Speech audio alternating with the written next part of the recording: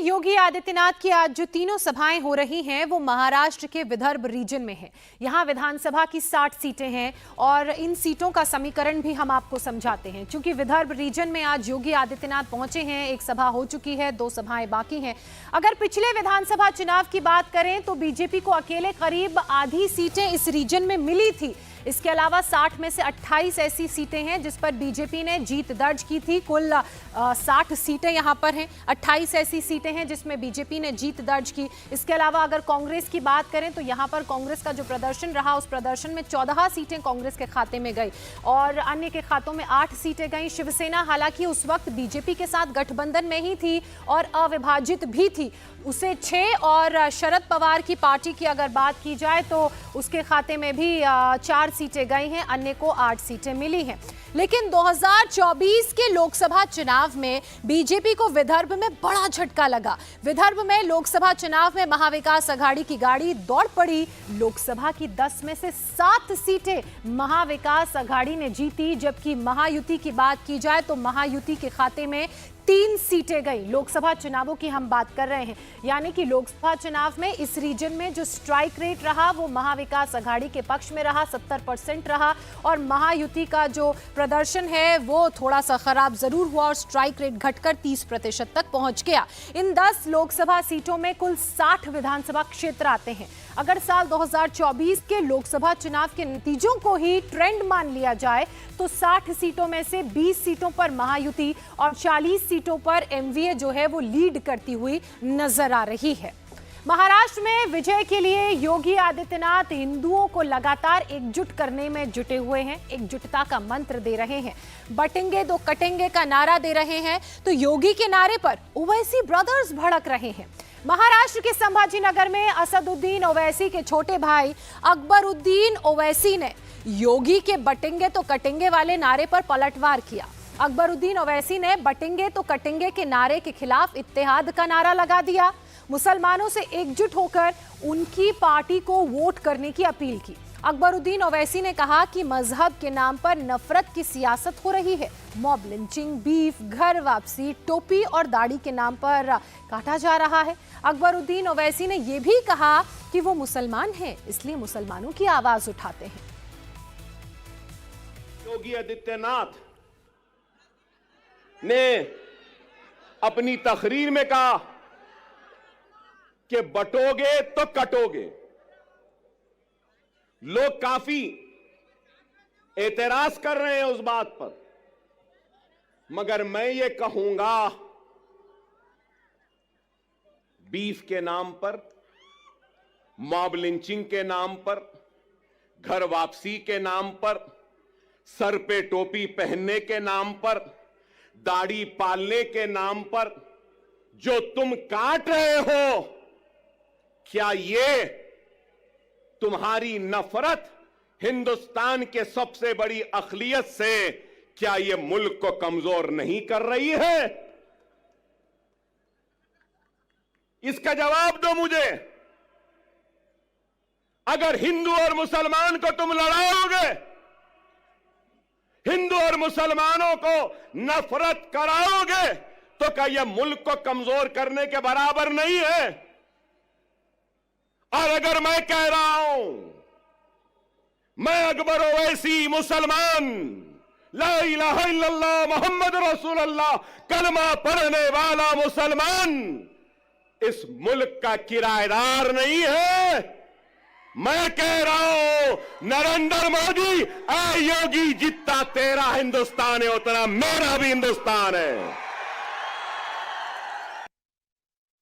योगी की तकरीर को मैंने सुना, बटोगे तो कटोगे कहा, उसके बाद कहा कि जात पात की सियासत।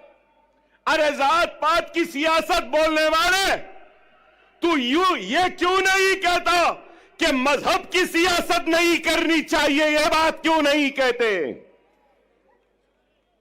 ये तो मजहब की सियासत करेंगे, नफरत के बीज को बोते जाएंगे, असल मसाइल से तवज्जो हटाते रहेंगे। अगर कुछ है तो तलाक़ सलासा। अरे तलाक़ सलासा मसला नहीं है। हर मिनट में होने वाला एक रेप, यह हिंदुस्तान का सबसे बड़ा मसला है। दरअसल ओवैसी ने महाराष्ट्र चुनाव में 16 उम्मीदवार उतारे हैं, जिनमें वारिस पठान से लेकर संभाजी नगर के पूर्व सांसद इम्तियाज जलील तक शामिल हैं।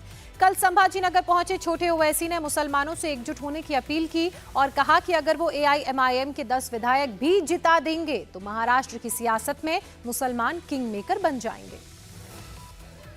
काम है मेरा तगय्युर, नाम है मेरा शबाब, मेरा नारा इत्तेहाद इत्तेहाद इत्तेहाद।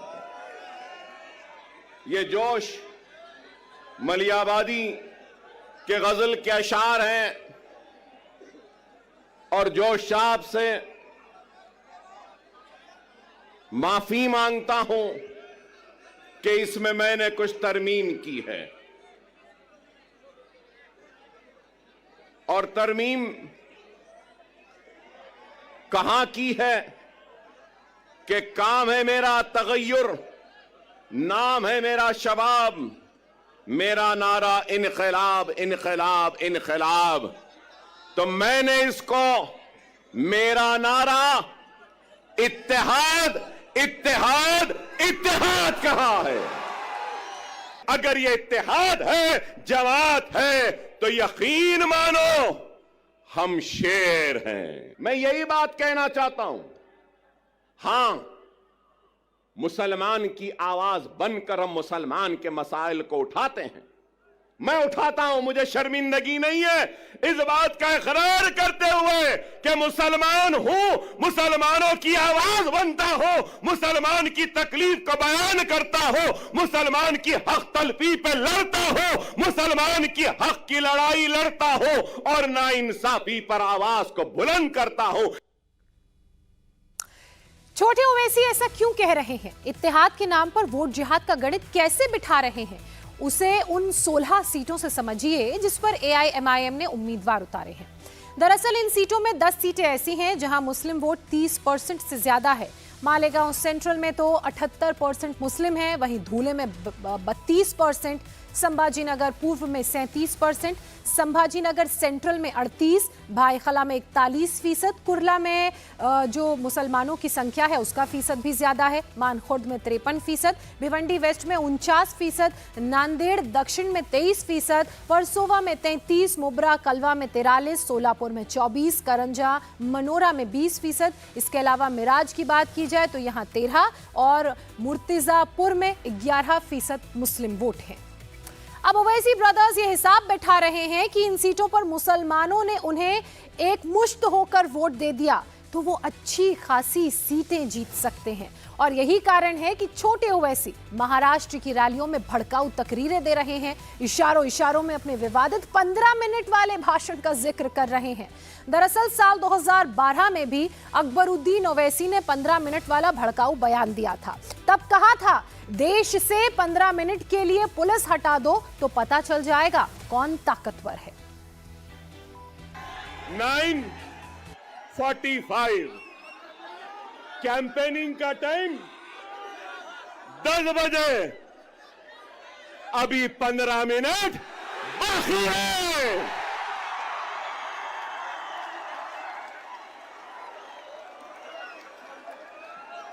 अरे भाई 15 मिनट बाकी है, सब्र करिए।